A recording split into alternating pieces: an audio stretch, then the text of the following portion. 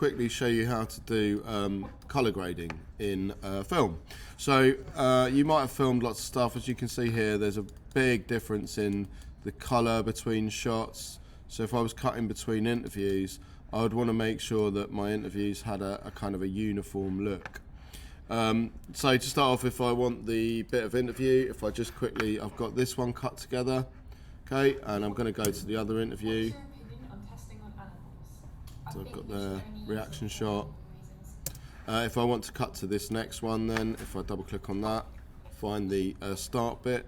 How does AI negatively impact the future? Press the O key to get the out point. So I'm going to go straight to that question and then get the response, which is here, which comes around about here again. Press my I key.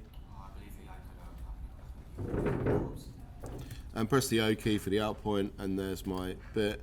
And then I might drop in a reaction shot here. So I've got some noddies here where got a reaction. So just get that. There's a reaction shot. So I'll press the I to get the in point for that. Press the O key to get the out point, or maybe there's a better one. Yeah, probably here. And then I might drag that across. If I'm doing this for the reaction shot, it's probably better to get rid of the sound. So if you hold the Alt key or the Option key on a Mac and you click it, you can delete the sound. Then I'm going to move that to the side and drop that in while I'm getting the response. So you've got your interview question. Got your interview response. I could probably cut that back a little bit, look, because I can move that to there, so that's fine.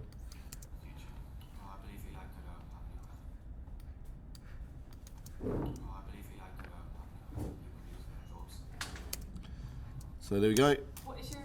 There's a couple of interviews. The problem is with these interviews is they both look very different in terms of colour. So what we could do to improve that is do a bit of colour grading. So the way that you do that is you go to the Effects tab. If you go to Lumetri presets, this one, you've got lots of different looks. I quite like the speed looks cameras. I like the kind of, and if you see here, you get lots of different types. So this one here, like SL Gold Tobacco, actually gives it a bit of a yellowy feel, which this camera's already seems to look in comparison to that. So I might just try and drag that onto here. Yes, so now you can see that that's got a bit more of a yellowy look, which is very similar to that one. So I might start off by adding that. I can also layer these things. So if I want the overall look to be a kind of a blue steel, for example, I can put that on and then I can reduce the amount that there is. So now I've added that blue steel look to that, and I add it to this one as well. It gives me a very uniform look over all the videos. Obviously that one is a bit more intense because there's more of it. So if I double click on this, I can go to the effect controls and I can just turn these down a bit. So underneath each look, here I've got this one, the Canon Blue Steel. If I go into curves, I can actually turn some of this down. So the white is quite washed out, so I might just turn that down a little bit, giving it a bit less of that. Maybe again take a bit of that blue out, make it a bit less, like that. Trying to basically get it to look similar to the shot beforehand. This is a very grainy shot, but again the overall look of it, the idea is to try and match the look of it. And if you don't like an effect, you can go back on it, you can then click on it, you can delete it. So I'm going to get rid of that tobacco look, go with my blue steel. Now this one looks a bit warmer, so I'm going to give it a bit more warmth. I'm going to get here I've got hue versus saturation, so I can actually change the color point. So I don't want them to look too yellowy, but I do want it to kind of match that. So I would be looking around this area to try and bolster that color. And you can see that as you play with these curves, you get a kind of a look that makes it more kind of uniform and makes it more in line with that. If I then like that setting and I want to copy it over to another thing, I can right click on it and copy it. Then I can go to the next clip, double click on that, go to effect controls, get rid of what I've already put on there and replace it by pasting the other grade, which means that when I go from one shot to another, I've then got that grading on there. And that just makes it a bit more uniform. You see the difference? That's that shot there, that's the shot before, and that's the shot after. And obviously having a universal color grade over all your different shots can make it different. So if I paste that, look, there you go, straight away I've got that. There's quite a lot of white in the background there, so I might want to blur that out.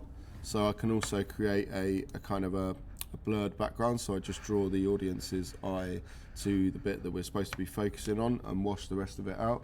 So in order to do that, if I go to my video effects and I look under the blur settings, I've got a Gaussian blur. If I drag that Gaussian blur onto the setting and I go to effect controls, again here you've got all your effect like settings. So if I go to Gaussian blur, get a circle, put a vignette, which is what we call it, a circle, put that around the main focus, which if somebody's doing an interview it'd be the person there. If I then turn the blurriness up, at the moment I'm blurring his face, but I don't want to blur his face, so I'll just click inverted and then it blurs the rest of the background, thus making that stand out a bit more, and again making it a little bit more uniform and matching to this. There is more sort of colour in here as well though, so I might want to just put a bit of a colour correction. So if I go to colour correction, I've got that here. I could put a tint on this. It might make it more of a tint in terms of like, I can make it, here's my tint. At the moment it's just black and white, so I don't want to do that. I want to just use some of it, but I don't want too much. But you can see that difference between that and that. Yeah, but there are loads of different settings. Obviously the idea is to try and balance everything so it looks good. The most basic bit of color grading would be to use, you can see the difference between this shot and this shot. So that's before grading, that's after grading. And again, you might think that's a bit too much. I might want to get rid of that, or I might want to apply again a bit of the Gaussian blur. If I drag that onto there, I can then do a Gaussian blur around this bit, so I get this bit is my main focus and the rest of it is kind of blurred out. Just make the blurriness of that a bit and then invert it, so again it just makes it look better. If I know that that's going to work on my other shot, then I just copy that, okay, move it over a bit. There's that shot again. So one thing I need to put on here is the blur. You see there's nothing on there in terms of effects. Paste that on there. So that gives me my blurred effect. And then I also want the color grade. So I want the camera effect, which is this one, Lumetri Color, Blue Steel Canon. Copy that. Go to the thing I want to paste it onto, click on it, go to effect controls, and then paste. And then I've also got that format implied there. So, and then it gives the overall film a general look to it. Okay.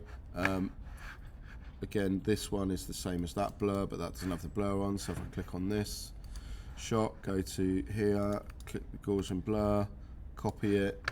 I can then go back to my original shot, double click on it, go to effect controls, paste, and then I've now, you see the background there is blurred out a bit. You can also do other color correctors, so there are loads of other bits that you can use for color correcting. Brightness and contrast is one. You've got a Lumetri color setting here as well, so we could move that over to here. And you've got basic corrections here. Curves is quite good in terms of giving you these curves, because like I can get rid of some of this white, so make it a little bit darker, a little bit like the other one. And again, if I like that, which I do, I'm going to copy that, and then I'm going to paste it onto all the others. So on this one, double click it, paste. Okay, that's a little bit too dark. So actually with that one, I might want to scroll down a bit, change that setting, so give them a bit more white. So I'm going to boost that one up because on that one it doesn't really quite work. And then there's my reaction shot, and there we go. It's not always going to be perfect, but it is. If you want to see what it looks like without the effects, within all of these effects as well, you can just turn them all off. So if I double click on this shot, go to my effect controls, if I turn that off, you can actually really quickly see what it looks like before and after. So that's before, that's after. So you can really see that some of those duller colours really come out when you apply some sort of film grading. Okay, in this case a Gaussian blur vignette and the Lumetri color blue steel.